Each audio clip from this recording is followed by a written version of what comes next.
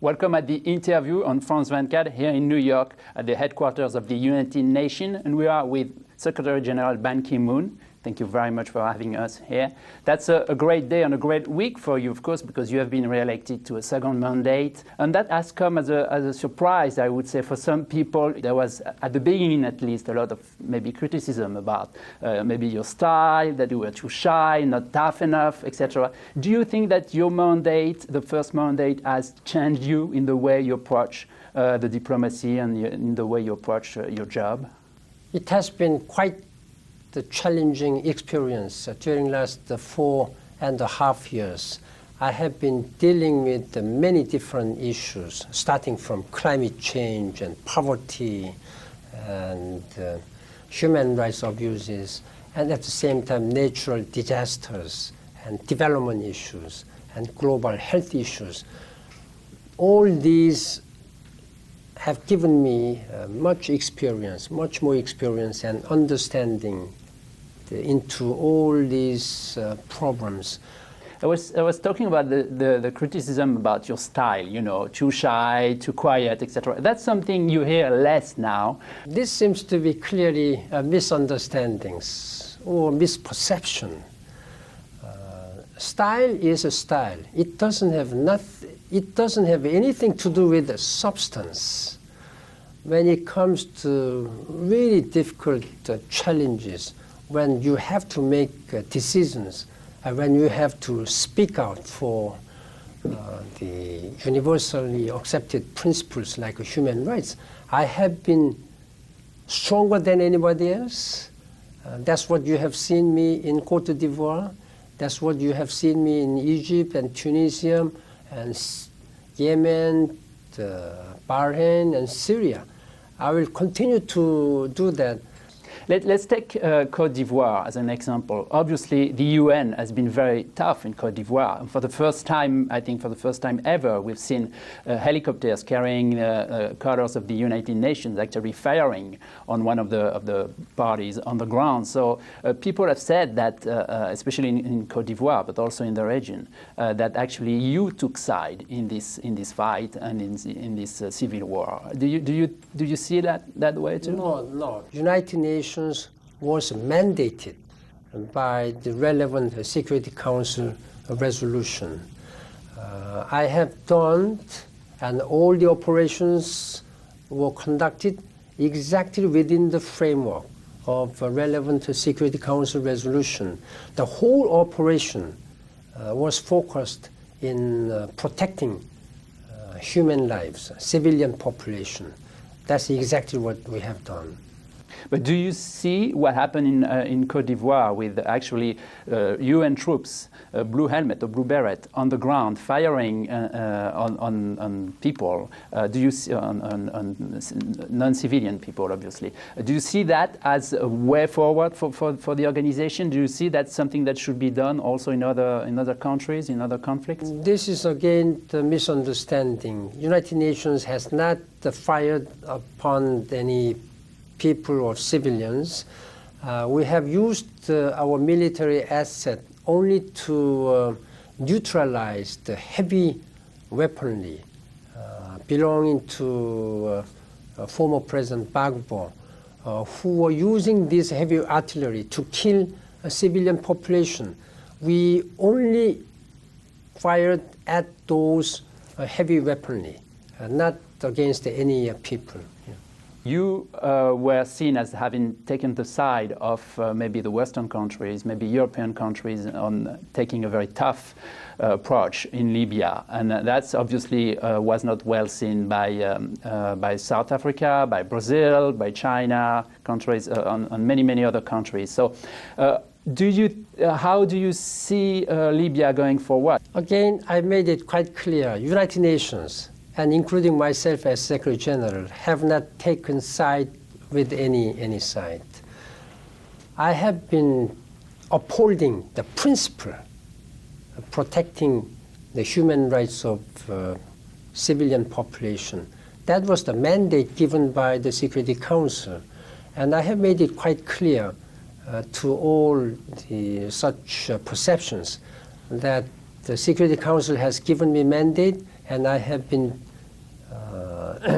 implementing Security Council resolutions exactly as it has been mandated to me. But many countries, including inside the Security Council, I'm thinking about South Africa, are saying that this mandate was not respected by NATO, and the NATO went far beyond the mandate by going after Gaddafi, for example, in Tripoli. Again, the whole operation began when Colonel Gaddafi killed his people in indiscriminate way with the heavy weapons. That is why Security Council has taken very decisive and bold decision where all the Security Council members have supported. Of course, there were some abstentions, but Security Council resolution was adopted.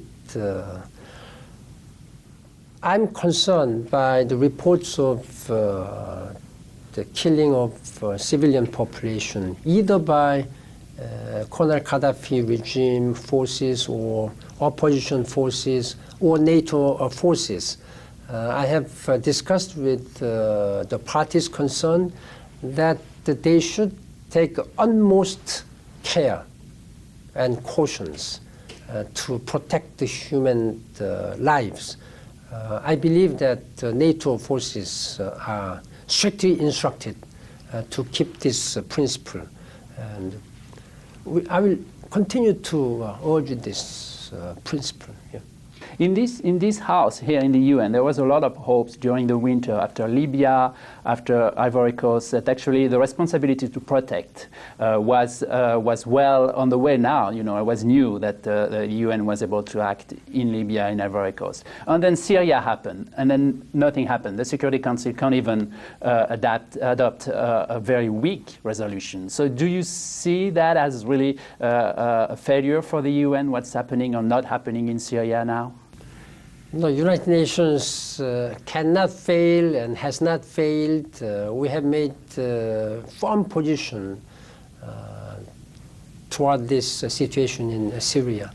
I have been speaking with the President Assad several times already, and I will continue to do so. I'm urging him to allow the Human Rights Council's fact-finding mission and also humanitarian assessment teams.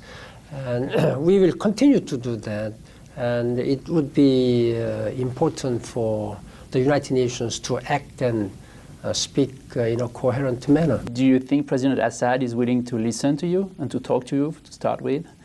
I have been speaking with him, and I have been urging him to take decisive, bold measures. Recently, he has announced the general amnesty. This is welcome, but this general amnesty and other reform measures should be led to genuine reforms reflecting the aspirations and challenges of Syrian people.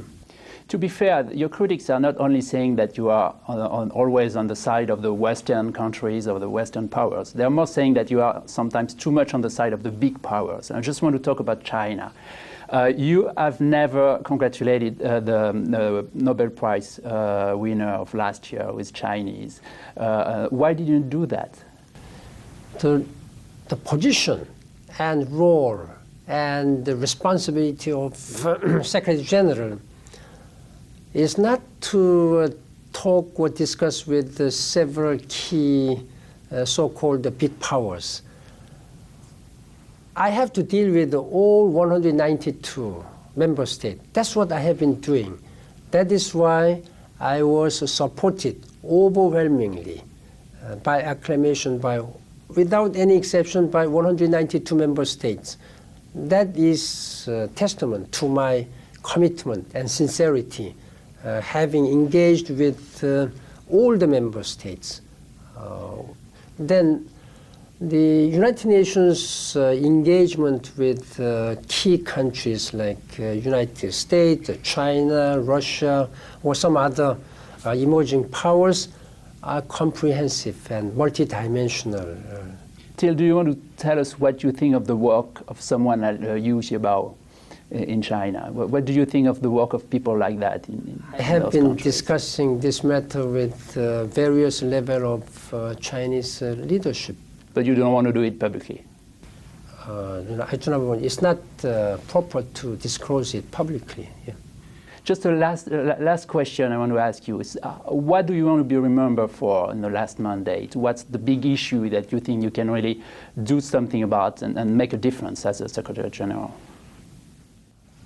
I hope I would be remembered as a Secretary General who have contributed greatly to realization of sustainable development to make this world better for all.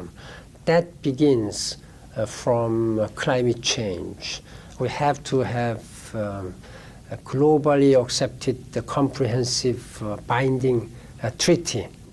That's a lot of work ahead, and you might need more than one more mandate to achieve it, I guess. But take this one first. Thank you very much for your time, Mr. Secretary General. Thank you very much. That's it for our interview here today on France 24. Stay for more news with us.